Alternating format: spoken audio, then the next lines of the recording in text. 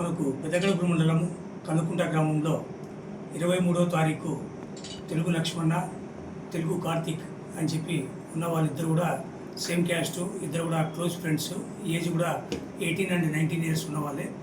So వాళ్ళిద్దరి మధ్యన ఫ్రెండ్షిప్తో ఉంటూ ఈ మధ్య కొంతకాలంగా వాళ్ళకిద్దరి మధ్యన కూడా కొంత మనస్పర్ధలు రావడం జరిగింది. ఈ మనస్పర్ధల కారణంగా తెలుగు కార్తిక్ అనే అబ్బాయి తెలుగు లక్ష్మణ్ కొద్దిగా దూరంగా పెడుతూ సరిగా మాట్లాడకపోవడము, అదేవిధంగా వాళ్ళ ఫ్రెండ్ సర్కిల్లో కూడా ఆ అబ్బాయిని కొద్దిగా దూరంగా ఉంచడం అవన్నీ కూడా చేస్తుంటే ఈ విషయాన్ని తట్టుకోలేక తెలుగు లక్ష్మణ ఏదైతే ఉన్నాడో, ఎందుకు నన్ను దూరం పెడుతున్నావు, నన్ను నీ ఫ్రెండ్స్ గ్రూప్లో ఎందుకు కలుపుకోవడం లేదు అని చెప్పి పలుసార్లు అడగడం జరిగింది.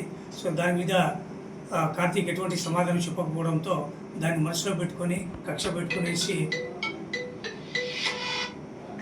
తెలుగు లక్ష్మణ 23వ తారీఖు ఈ గోడపకుంట కనుకుంట పరిసర ప్రాంతంలో ఉన్నటువంటి ఆ పొలం దగ్గర వీళ్ళు ఆవు మేపుకుంటూ ఉన్న క్రమంలో తను మనసులో పెట్టుకొని తనతో మాట్లాడడం లేదనే ఉద్దేశంతో ముందుగానే ఈ లక్ష్మణ ఒక కత్తిని పెట్టుకొని తీసుకెళ్ళాడు. అక్కడికి వెళ్ళిన తర్వాత కూడా ఇదే విషయాన్ని వాళ్ళ యొక్క ఉన్నటువంటి స్నేహం గురించి అని చెప్పి ఎందుకు నన్ను దూరం పెడుతున్నావు అనే విషయం మీద వాళ్ళు మళ్ళీ దాని గురించి వాగ్వాదం జరిగింది. ఆ క్రమంలో కార్తీక్ మళ్ళీ అదేవిధంగానే నువ్వు నాకొద్దు, మీతో పాటు మా స్నేహంలోకి మేము కలుపుకోము అని చెప్పడంతో కోపంతో అక్కడే ఉన్నటువంటి తెలుగు లక్ష్మణ ఇమ్మీడియట్గా తను తెచ్చుకున్నటువంటి కత్తిని తీసుకుని కడుపు భాగంలో కార్తీక్ని పొడవడం జరిగింది. సో అక్కడ పొడిచిన తర్వాత ఇమ్మీడియట్గా అక్కడ చుట్టుపక్కల ఉన్నటువంటి వాళ్ళందరూ కూడా గమనించి ఈ కార్తీక్ కేకలేయడంతో లక్ష్మణ్ అక్కడి నుంచి పారిపోయి అప్పటి నుంచి పరారి కావడం జరిగింది. సో దీని మీద కార్తీక్ వాళ్ళ ఫాదర్ ఇచ్చినటువంటి కంప్లైంట్ మీద ఫస్ట్గా మనము ఇనిషియల్గా 307 అటెంప్ట్ మర్డర్ కేసు కింద రిజిస్టర్ చేశాము.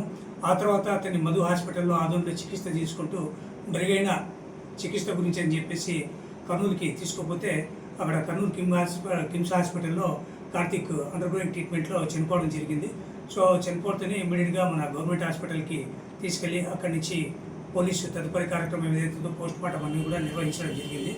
ఈ యొక్క పరారులో ఉన్నటువంటి తెలుగు లక్ష్మణ యొక్క సమాచారం ఈరోజు మాకు తినడంతో కలుకుంట అవుట్స్కట్స్లో ఉన్నటువంటి నబీసాబ్ దగ్గర తన సమాచారం తినడంతో పంచాయతీరాల సమక్షంలో మేము ఎస్ఐ గారు మా సిబ్బంది అంతా కూడా వెళ్ళి కలుకుంట ఊరి బయట ఉన్నటువంటి నబీసాబ్ దగ్గర మన తెలుగు లక్ష్మణ్ని అరెస్ట్ చేసి అతని వద్ద నుంచి ఆ రోజు తెలుగు కార్తీక్ను పొడిచి చంపడానికి ఉపయోగించినటువంటి కత్తిని కూడా మేము స్వాధీనం చేసుకోవడం జరిగింది. సో ఇలాంటి చర్యలు ఎవరైనా పాల్పడితే వాళ్ళ మీద ఖచ్చితంగా మేము చట్టపరంగా కఠినమైన చర్యలు తీసుకుంటామని చెప్పేసి తెలియజేస్తాము.